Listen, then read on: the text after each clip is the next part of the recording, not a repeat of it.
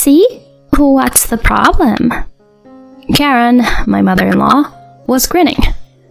You made the reservation, right? It seems like you didn't make one for me. Of course. This is a family trip after all. Huh? Today is just for the family. The driver isn't part of the family, right? How can you not understand that? At that moment, something inside me snapped. Oh, is that so? Then I guess I'll head home. I grabbed my belongings and headed for the entrance. My name is Betsy. I'm a 30-year-old office worker. I've been married to Lance for 3 years. We're currently living happily together. Lance works for a corporation since graduating from college. We both work, so we're financially stable, and I thought we could continue to live peacefully. Lance has an older brother, and his parents seem to have high expectations for him, being their eldest son. Lance, being the younger, seems to have more freedom. Because of this, my husband and I haven't needed to interact much with his parents, maintaining a comfortable distance. I've never had any issues with them, just visiting during Thanksgiving or Christmas. But they've never complained either. I think our peaceful life is partly because Lance views his family and our home as separate entities. However, one day, everything changed. Betsy, when are you going to have kids? Excuse me? Hurry up and have a boy, will you? I'm counting on you. This was an unexpected directive from Karen, out of the blue. I was shocked. Having children isn't something you can just do if you want to. Lance and I had been thinking about having kids, but it wasn't that simple. I didn't understand why Karen suddenly started saying these things to me, but I responded politely to avoid upsetting her. However, she kept calling, even during work hours. She never used to call so frequently. What was going on? I'd call back when I could, and she'd ask questions like, "Are you pregnant yet? Are you trying to conceive?" I thought she'd get bored and stop calling after a few days, but it only got worse. If I didn't return her calls, she'd leave a ton of messages. Ignoring them only led to more calls. If I were a stay-at-home wife, I might have received even more calls or visits. A chilling thought. Eventually, I couldn't take it anymore and talked to Lance about it. At first, he seemed skeptical, but he was shocked when he saw the extensive calls and message history. Wow, that's crazy. I know, right? It's a bit overwhelming. Why this sudden change? Even Lance didn't know. But your parents live with your brother and his wife, right? Why is she contacting me so much? I'll ask my brother about it. And he called his brother. What? For real? Okay, alright. He's talking to him, looking very surprised. After hanging up, he was visibly surprised. So, what did your brother say? Turns out, he's divorced. No, you're kidding, right? I'm not. His wife left recently, and he moved out to live alone. I was stunned. They seemed like a happy couple. I never expected them to split up. Lance, deep in thought, muttered to himself. Maybe, now that my brother is single, my parents are looking to us for a future heir. Indeed, the timing of the divorce and Karen's calls coincided, and she kept mentioning having a boy. So now that they couldn't rely on the eldest son's family, they were turning their expectations to us. This was troubling. The thought of continuous contact from Karen was daunting. I wanted Lance to stand firm against any pressure from his parents. Karen's calls were relentless. Each time, I talked to my husband, reporting what she said and asking him to intervene. He agreed, but he seemed somewhat pleased, saying, "But Mom really has high hopes for us." This bothered me a bit. The stress from her frequent calls was mounting, so some days I turned off my phone to cope. Eventually, I got a budget smartphone for work, so I could keep my personal phone off during work hours. This reduced my stress at work, but my resentment towards her grew. If she continued like this, I considered blocking her number. When I started ignoring her daytime calls, she finally came to our house on a weekend. "Hey, Betsy, why aren't you answering your phone? Every time I call, it says the phone is off or not connected." "Oh, sorry about that. I've been turning off my phone because of how busy work is." "What's that all about? Are my calls more important than your work?" "No, work is obviously more important," I thought to myself. She berated me even though my husband was with me. "You know, if you just got pregnant already, I wouldn't have to call you so often. Do you understand that?" No. You can stop with your calls anytime you want. It's up to you," I thought to myself, but didn't say it out loud. It would be too much trouble. I was also hoping my husband would help out. If he spoke up firmly to his mother, maybe she would back off. But contrary to my expectations, he started agreeing with her. "You know, she's right. We need to get pregnant soon." "What?" "We need to fix the situation so Mom doesn't have to waste her efforts." What is he talking about? Why is he agreeing with her and encouraging this behavior? I couldn't understand his intentions. I continued to ignore calls from her. But then, on weekends, she would come over and team up with my husband to blame me. I started to wonder if it was my fault for not being able to have children.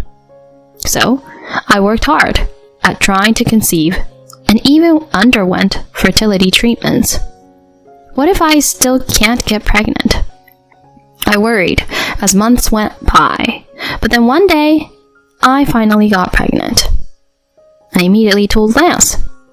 He was thrilled, and my mother-in-law was overjoyed. I felt relieved and I had fulfilled my role. During my pregnancy, both Lance and Karen were very kind to me. The frequent calls and snide remarks stopped. They even showed concern for my health. However, when it turned out the baby was a girl, they both changed their attitudes drastically. "Honestly, you're just useless." "You have to give birth to a boy to be the successor. I'm seriously disappointed." I was stunned. Does it really matter if it's a boy or a girl? I was appalled by the sudden change in them. It completely snapped me out of the almost brainwashed state I was in and brought me back to the state before the pregnancy. These people are a bit off, I realized. But I gave birth to a daughter. Karen showed no interest, but my husband was happy, saying she was adorable. That was a relief. I was worried he might completely avoid her. If he had shown no interest in our daughter, I was prepared to leave him. But he did care for her, and I couldn't just take away her father. So, for now, I decided to continue our marriage. Karen didn't even say congratulations or give a baby gift. But as for her, I had already given up and didn't expect anything, so it didn't matter to me. A year passed quickly after my daughter was born. I finished my maternity and parental leave and returned to work. One evening, while having dinner with my husband, my phone rang. Ugh, it's your mother. Really? I wonder what she wants. I hadn't received calls from her since the incessant demands for a grandchild, so I was curious about her reason for calling, especially during the evening when I was with my husband. Hesitantly, I answered the phone. Good evening, Betsy. I could tell right away that her attitude was different from usual. I was thinking of going on a family trip next weekend.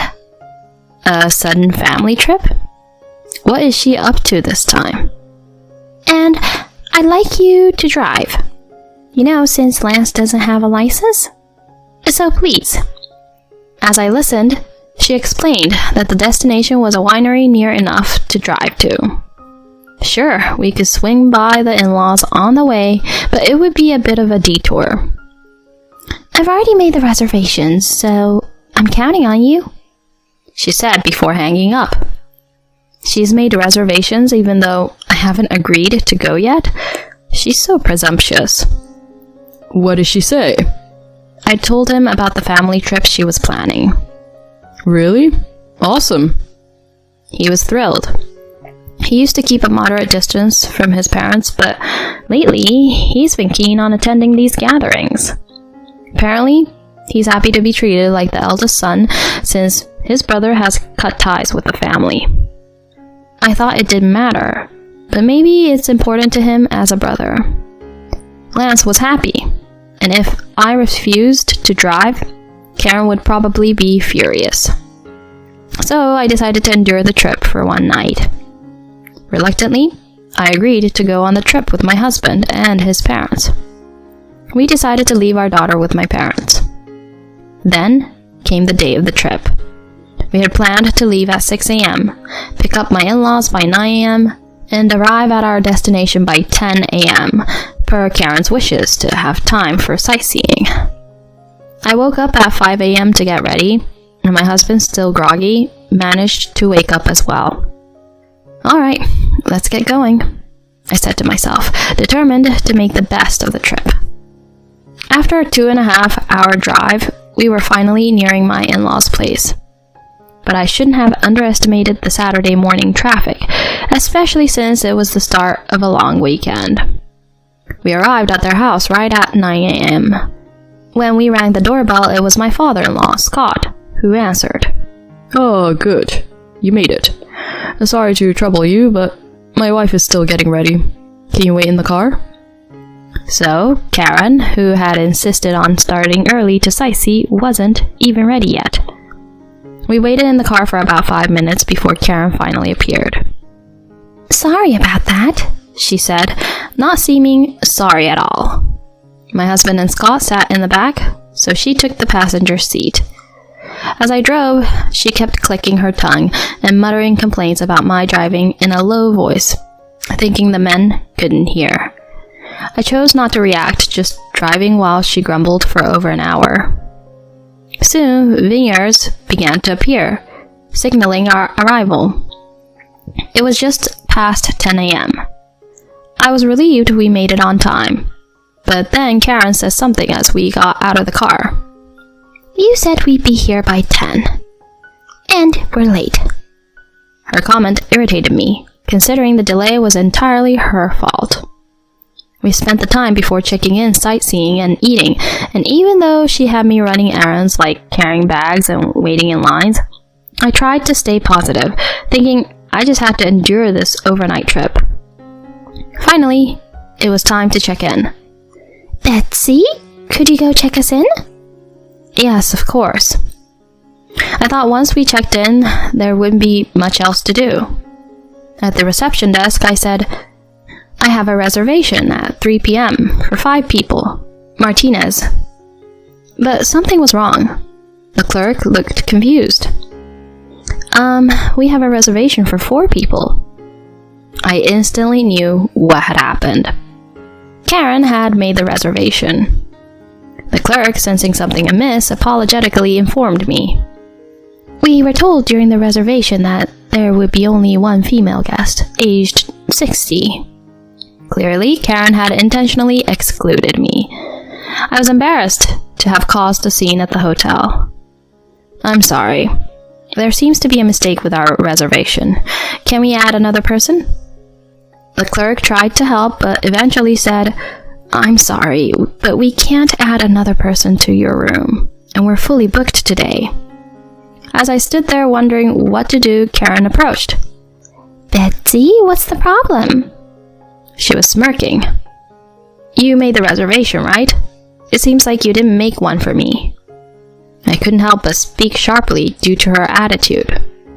Then Karen said something unbelievable. Of course.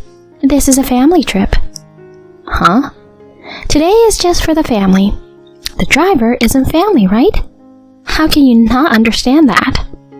At that moment, something inside me snapped. I couldn't be part of a family with such people. Oh, I see. Then I'll go home. Yes, you do that. A daughter-in-law who can't even bear a male heir has no place in our family. She was smirking triumphantly. I grabbed my luggage and headed to the entrance. My husband and Scott looked surprised. Hey, Betsy, what's going on? It was Scott who came after me, not my husband. It seems Karen intentionally didn't make a reservation for me. What? Is that true? He was shocked. Well, it's something she would do, and since my husband is on her side, I'm going home. I glanced at the reception and saw my husband laughing and talking with Karen, seemingly unconcerned about me. My feelings for him had completely changed. Wait a minute. What's going on?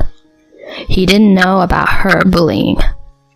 It's a long story. I'll send you some evidence on your phone later. I really don't want to see her face anymore today, so please, let me go. I said that and left the hotel. As I drove away, tears started to flow. I couldn't forgive them for their treatment and was angry with my husband for not defending me. I decided to take action against them and hurried home. I packed my bags and returned to my parents' house. They were surprised but furious when they heard the story. After calming down, I sent the audio evidence to Scott. The audio I sent to him included all the demeaning comments and harassment from his wife and son that I had recorded over time. It had their pressure about having a grandchild soon, Lance's agreement with it, and the vile words when they found out I was having a girl. It also included their rush for a boy after our daughter was born and the recent interaction at the hotel, which I had recorded. His response to the evidence was apologetic.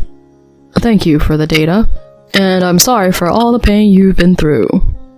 Things moved quickly after that. Lance rushed home and contacted me in a panic. Hey, why is all your stuff gone?